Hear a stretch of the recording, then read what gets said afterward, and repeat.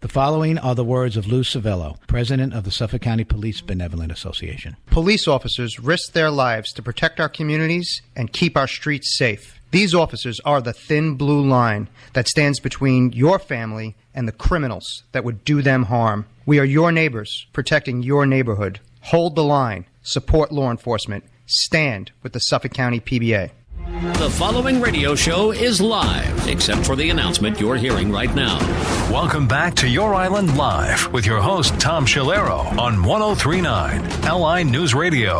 And once again, welcome back as we're moving right along. This is our time when we talk with officials from the Suffolk County PBA. As you know, they work so hard for all us, our men and women out on the street, what they do and how they help us out. And there's just so many different aspects to policing in America today, and it's always good to have. Usually Lou Civillo's on, but sitting in, as he's done before, is the great CJ Hutt. Always good to have CJ on. CJ, how are you, my friend?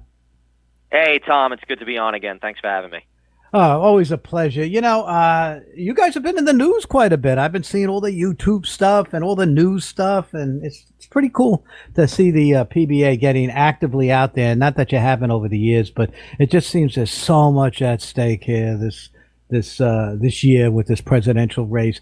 And it's not just about policing. Now we hear about, but first of all, Donald Trump is basically saying that just about every police organization in this country has endorsed him. The Nationals, the FOPs, and all that other stuff, and a lot of the locals, NYPD and so on. I think they haven't gotten around to it yet, but I know the Suffolk County PBA has. But, it just makes sense. And an endorsement by the PBA of a political candidate is actually an endorsement of just the folks that just want their communities to be safe. It's not just the men and women in uniform that are making a political endorsement. I believe it's the communities in which they represent. Your thoughts on that? Oh, you're absolutely right. And, the decision for us to endorse Donald Trump to be our president again was pretty easy. If you just look at his history, he's always supported law enforcement. He has a pro-police agenda. Years ago when Suffolk County was basically under attack from MS-13. He took a trip out here to Suffolk County to stand with Suffolk County police and the sheriffs and to address the MS-13 issue that we had going on here. And then on the other side, you have Kamala Harris, who is as far left as could be, has been soft on crime. She's talked about defunding the police. She's even gone as far as raising money for bail for rioters in Minnesota after the George Floyd riots. So it was really two polar opposites, with one side really being focused on public safety. So from a police perspective, it was a pretty easy decision. Yeah, but your point is well taken, because if you started knocking on doors on the communities in Suffolk County, those communities that are represented by the 7 precincts that we have, and you ask them questions about what do they want for their safety and security, it's the same questions that you folks ask of candidates in order to make an endorsement. See, I don't see the difference in that. I think we all want public safety. I want to give you an example. As you know, it was a pretty bad weekend for crime across the country. Not in Suffolk County, because you guys work hard and we the people demand the same thing, and we get what our interests are in policing. But if you take the city where Kamala Harris comes from, San Francisco, that place is a hot mess. And there's no support there. She was one of the ones that wanted to see the defunding of the San Francisco Police Department, just like she pushed for the loss of, I think it was $1.5 million to the LAPD budget and so on. But you have the San Francisco 49ers is their local homegrown team. And you have Ricky Pearsall, I forget what position he played. He was a San Francisco 49er, and he was attacked in a criminal incident in San Francisco.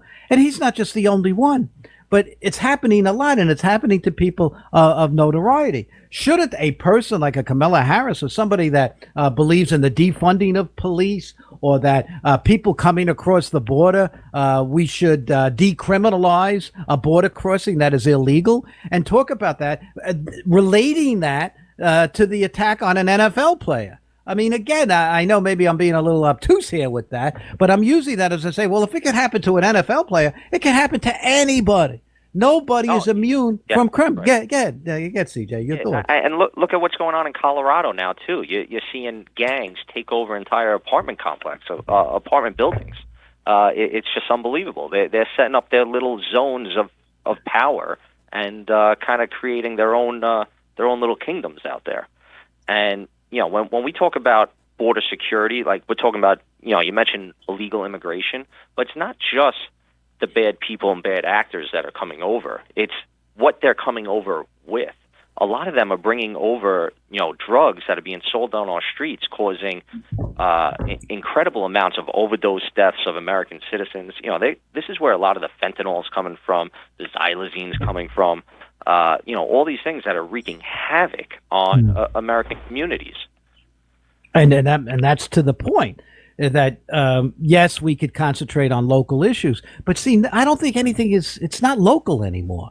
What we're dealing with right now, we're dealing with fentanyl deaths in Suffolk County. Where does the fentanyl come? It's coming across the border. It's coming from China. There was a Texas district attorney that launched an investigation into 2 Chinese nationals that certainly had a lot of money, CJ. They went from Hong Kong to Turkey, from Turkey to Mexico, and then they crossed the border illegally. They had money to stay in some high-priced hotels, rented cars, drove from there, I believe, to Jacksonville, from Jacksonville to Georgia, and then they finally got pulled over on I-10 in Texas, and lo and behold, there was $500,000 in gold bullion that was being used by the drug traffickers. And so these are the immigration that we have coming to this country.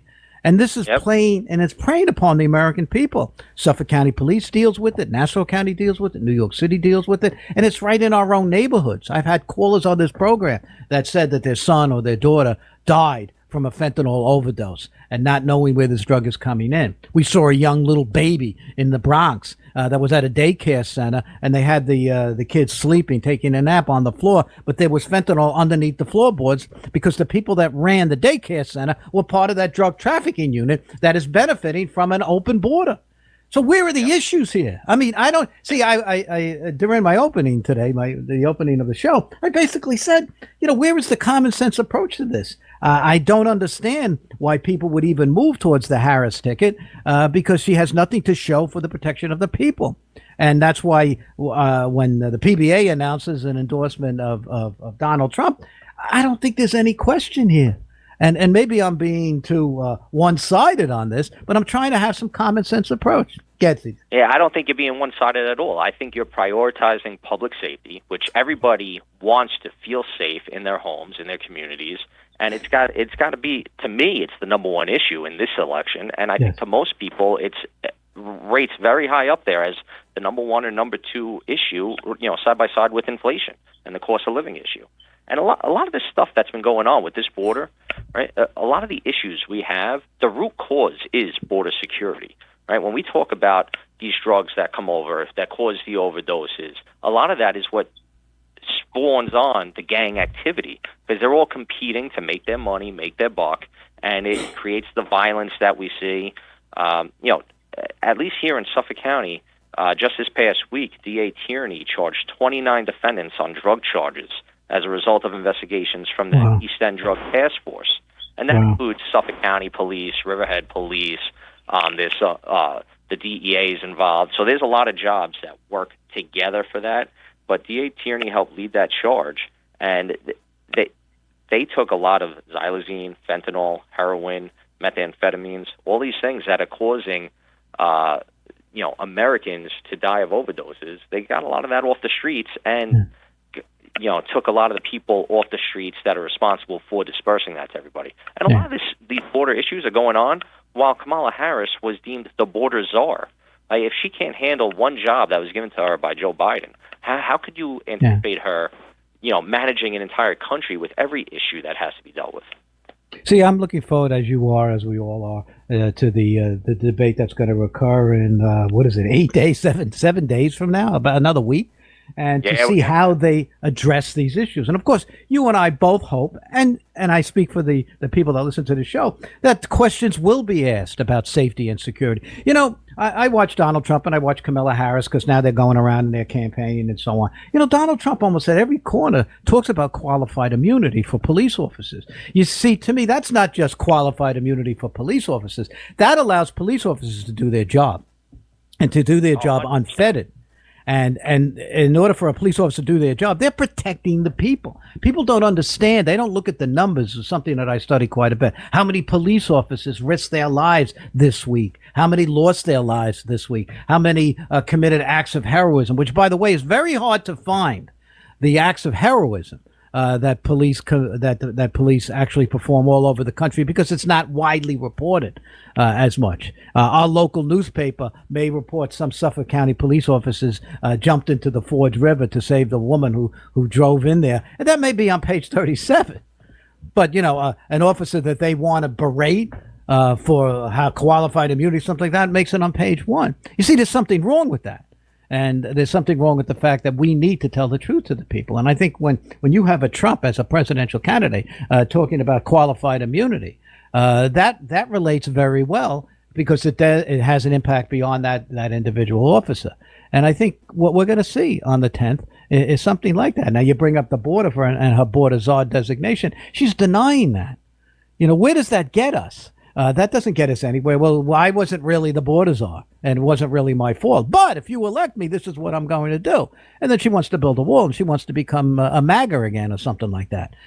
People don't see the credibility in that. So that's where I'm wondering about this. And I will say this, and then I'll go back to you because I tend to talk too much, is that when the PBA makes their endorsements, you see, they're the ones that are taking the time. You folks are taking the time to do the research and to be out there. And it helps. It helps people make a decision. Do I want to stand with law enforcement? Is law enforcement out for my best interest?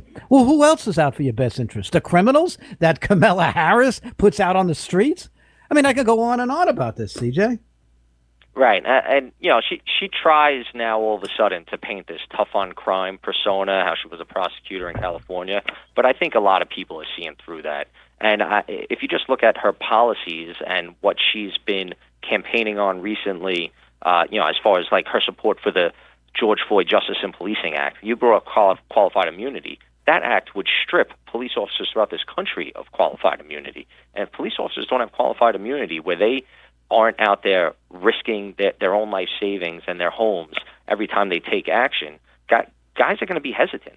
Like, you want cops to be out there trying to do the right thing and not hesitating of how something could go wrong or how something could be misconstrued. You want them to be able to just spring into action, because sometimes every second matters. And if we're stripped of qualified immunity, guys will be out there risking their own life savings, their families' comfort, their families' homes. And, I don't want to see an America where cops are out there hesitating to take action. I like seeing that the cops are comfortable doing their job, keeping everybody safe, and know that the government and know that the community will back them up in return. And one of the biggest problems that we have in this country is cities like Chicago and San Francisco. They do not, under any circumstances, support the police. I thought when they got rid of that other mayor, that this new mayor might have a little bit more common sense. But he authorized the firing of 4 police officers after they got into a shootout with a guy who fired first, shot one of them. That officer's down on the ground. They returned fire. He felt that they fired too many times. They shot the guy too many times.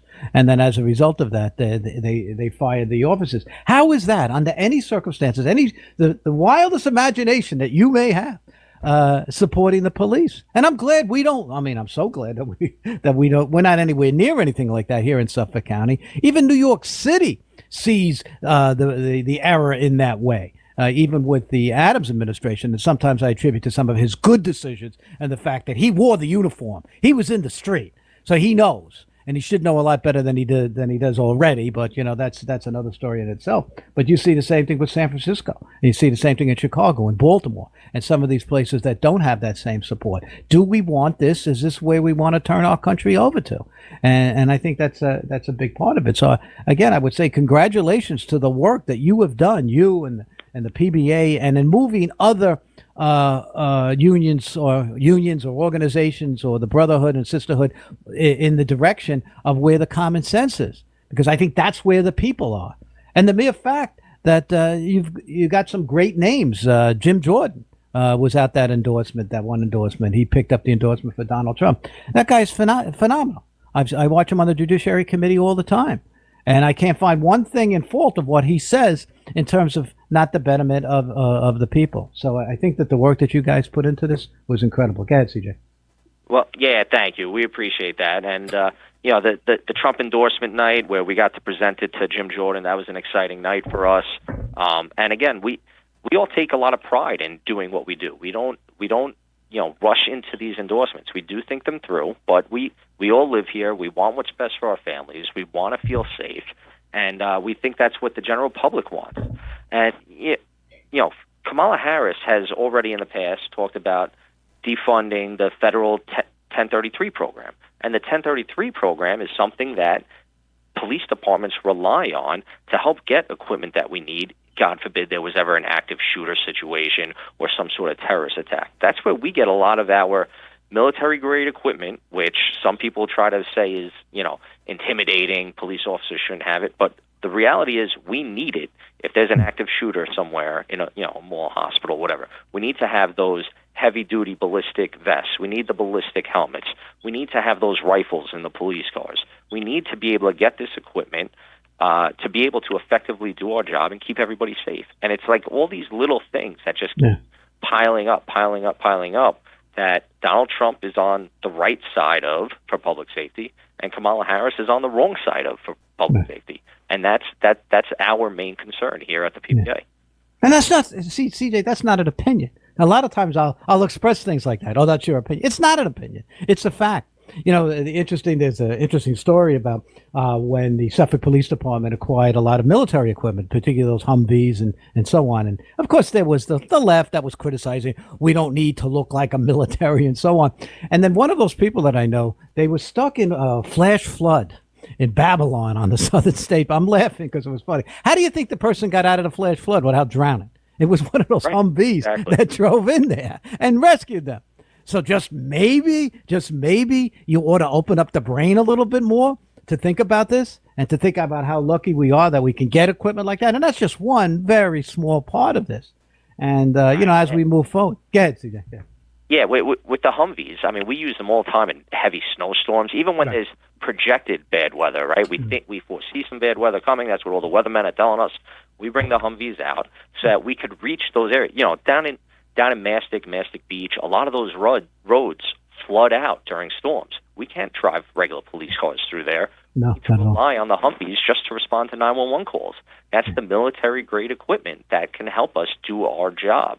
So trying to say that, military equipment makes us look intimidating and we don't need it, it's a soundbite. It's an incomplete thought, right? When you think things through, the complete thought of what the uses are for all this stuff, every police department in the country needs it.